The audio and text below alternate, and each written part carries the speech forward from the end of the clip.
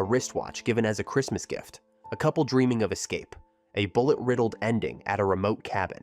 This is They Live by Night, Nicholas Ray's stunning 1948 directorial debut that invented the lovers on the run genre and became a Christmas noir classic you've probably never heard of. Welcome to our December Noir series, where we're unwrapping the dark presence Hollywood wrapped in tinsel and shadow. Stick around because the story behind this film is just as doomed and desperate as the one on screen. A first-time director's gamble from the sky. Get this, the very first scene Nicholas Ray ever directed was a helicopter shot. Not a simple interior, not a test run with actors on the ground. A full-blown aerial action sequence, tracking escaped convicts in a stolen car racing across dusty Texas roads. In 1947, helicopter cinematography was practically unheard of. Helicopters had been used for landscape shots, sure, but filming an action scene from the sky? That was borderline insane. The camera was mounted on a gyro-stabilized rig, and the biggest challenge was keeping the actors in focus while the chopper bounced through the air. It took 4 takes. They used the second one. This wasn't just Nicholas Ray announcing his arrival in Hollywood. This was him kicking down the door. 8 years later, cinematographer James Wong Howe would win acclaim for a helicopter shot in Picnic. Ray had already done it for his debut. The director who gambled his entire career. Before the cameras rolled, Nicholas Ray pulled his cinematographer George Descant aside and said something extraordinary. Every mistake in this film is going to be mine. Everything that's done here is going to be mine. I want to find out if film is for me, and if it's not, I'll go back to Broadway. That's the kind of all-in bet most directors never make. Ray was 47 years old, coming from New York theater and radio, and this was his one shot at Hollywood. He didn't want anyone else's fingerprints on his success or his failure, just his. As a result of this experience, he later said he fell in love with film. But that first day, that was pure terror disguised as confidence. The mogul who nearly killed a masterpiece. Here's where it gets twisted. They Live by Night wrapped filming in August 1947. It should have been released immediately. Instead, it sat on a shelf collecting dust for 2 full years. Why? Howard Hughes. Hughes purchased RKO in May 1948 and immediately shut down the studio to reorganize, which really meant purging anyone he suspected of communist sympathies and micromanaging every single project. He looked at Ray's little noir romance and saw no commercial potential. No stars, no glamour, no easy marketing angle. So he shelved it. The film finally premiered in London in August 1948 under the title The Twisted Road, where it became a surprise hit. But American audiences didn't see it until November 1949, more than 2 years after it was made. By then, it had lost the studio $445,000, equivalent to nearly $6 million today. A masterpiece, treated like a tax write-off.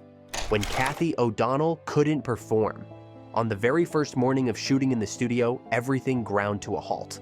Cathy O'Donnell, who'd been brilliant in rehearsals, suddenly couldn't deliver a single take. She was blocked, frozen, unable to perform. The studio veterans started whispering. Who does this first-time director think he is? He hasn't even got a shot yet. But Nicholas Ray didn't panic. He took O'Donnell on a long, private walk around the RKO lot. They talked for what felt like hours. He never told anyone what she revealed to him.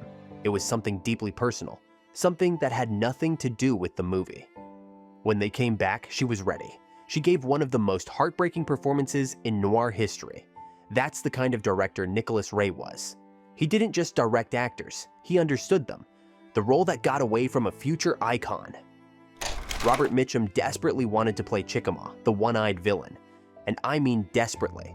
He had just received an Oscar nomination for The Story of G.I. Joe, and he was a rising star under contract at RKO. But when he read the script, he knew this was the part for him. In the original novel, Chicamaw is Native American, so Mitchum cut his hair and dyed it black to look the part. He told Nicholas Ray he understood Depression-era criminals. He'd actually been on a chain gang himself in Georgia for vagrancy as a teenager. But the studio said no. They told him flat out, "You're a rising star who just got an Oscar nomination. You can't play a bank robber. You can't die in a picture." The role went to Howard De Silva instead. Mitchum later got to work with Ray on The Lusty Men, but you have to wonder what his Chicamaw would have brought to this film. All that barely contained violence he'd later unleash in Cape Fear and The Night of the Hunter. Method acting. Before it had a name, Nicholas Ray had a theory: If you want an actress to convincingly play a gas station attendant, make her work at a gas station. So that's exactly what he did. Before rehearsals even started, Ray made Cathy O'Donnell work at a real filling station for 2 solid weeks. She wore the greasy coveralls, she pumped the gas, she checked the oil, she made small talk with customers. She learned what it felt like to spend all day in the heat and grime of rural Texas, serving people who barely saw you.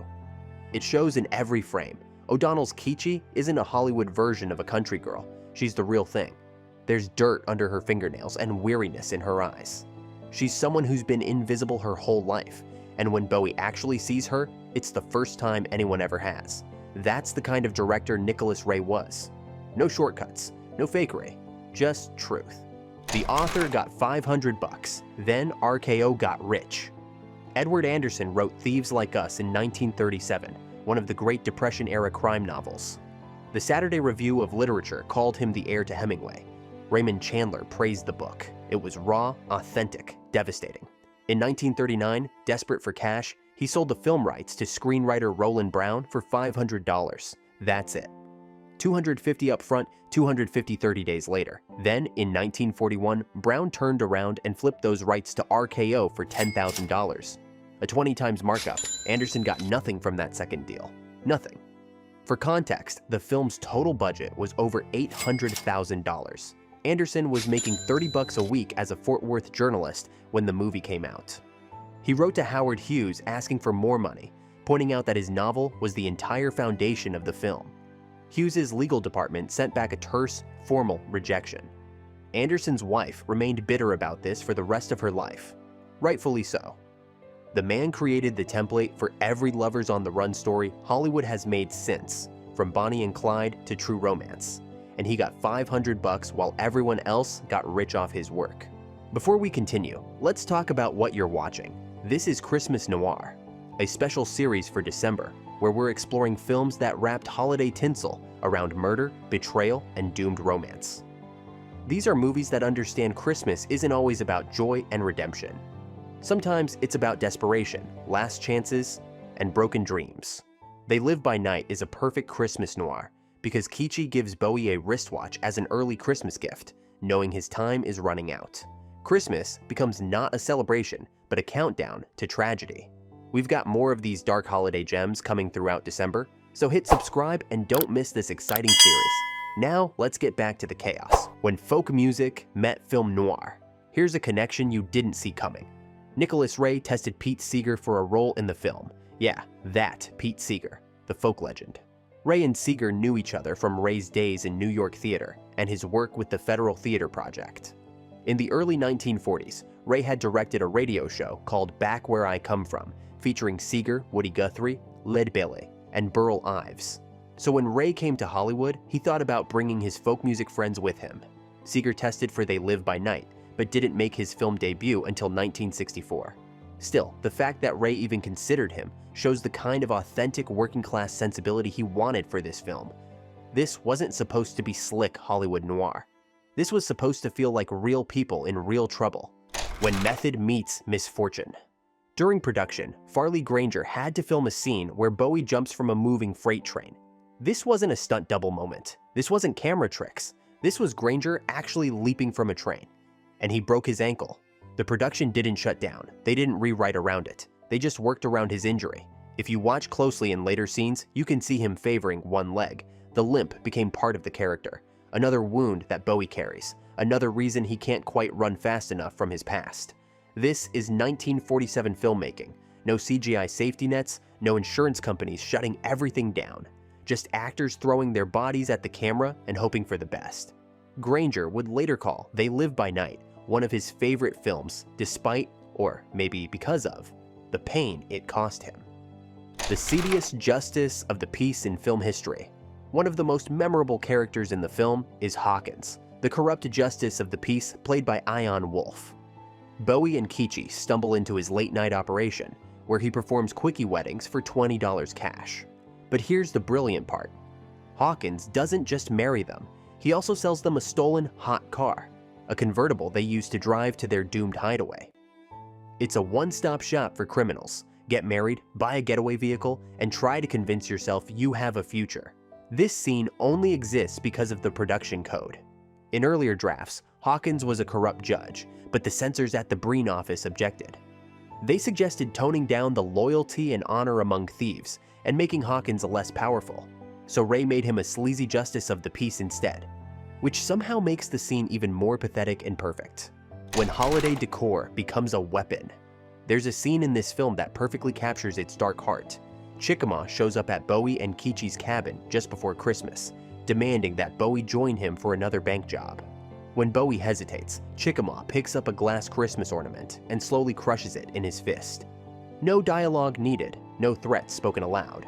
Just a shattered Christmas decoration and the understanding that Bowie's brief moment of peace is over. Howard da Silva plays this moment with dead-eyed menace. You can see why this character was supposed to be a Native American in the original novel. He's an outsider even among outlaws, driven by jealousy and barely controlled rage. This is why They Live by Night works as Christmas noir. The holiday decorations aren't about celebration. They're about the fragility of hope. Every ornament can be crushed. Every dream can shatter. The French New Wave's American hero. Jean-Luc Godard famously wrote in his review of Ray's 1957 film, Bitter Victory, "There was theater, poetry, painting, dance, music. Henceforth, there is cinema, and the cinema is Nicholas Ray." That's not hyperbole for a French critic. That's scripture. The French New Wave directors, Godard, Truffaut, Romer, Rivette, worshipped Nicholas Ray. They saw in his work an authentic American outsider sensibility that Hollywood itself didn't appreciate. While American critics dismissed They Live by Night as a B-movie, the French recognized it as the birth of something new. The existential crime film, the doomed youth romance, the lovers against the world tragedy. In 1949, the film was shown at the Festival do Film Morro de Carrier, the cursed film festival at Biarritz, effectively granting it cult status before American audiences even saw it. Ray's influence on Godard's Breathless and Pierrot Le Fou is undeniable, and it all started here with a first-time director, a helicopter shot, and two young lovers who never had a chance. The producer's revenge. Here's a delicious bit of Hollywood spite. Dory Sherry was RKO's production chief when They Live by Night was made. He fought for Nicholas Ray to direct, approved the script, and shepherded the film through production. Then, Howard Hughes bought the studio, fired Sherry, and shelved the movie. Sherry landed at MGM, where he immediately cast Farley, Granger, and Cathy O'Donnell in another film noir called Side Street. It was a deliberate move. He wanted to prove these actors were stars, and he wanted to make Hughes look like an idiot for burying They Live by Night. When Hughes found out that his cast was going to appear in an MGM film, he got petty. He rushed They Live by Night into American theaters in November 1949, just weeks before Side Street opened nationwide. It was a race to see who could humiliate whom. The result? American audiences got to see Granger and O'Donnell in two noir classics back-to-back, a weird accidental gift. Nicholas Ray's They Live by Night is the film that invented lovers on the run, influenced the French New Wave, and gave us one of the most heartbreaking Christmas scenes in cinema. It's a masterpiece that was buried by a mogul, paid for with a broken ankle and $500, and shot by a first-time director who told his cinematographer, "Every mistake will be mine." Drop a comment and tell me which film we should cover next in our Christmas Noir series. Subscribe so you don't miss the rest of December's dark holiday offerings. Like this video if you learned something, and remember, not all Christmas gifts come wrapped in joy. Sometimes they come wrapped in doom. I'll see you in the shadows.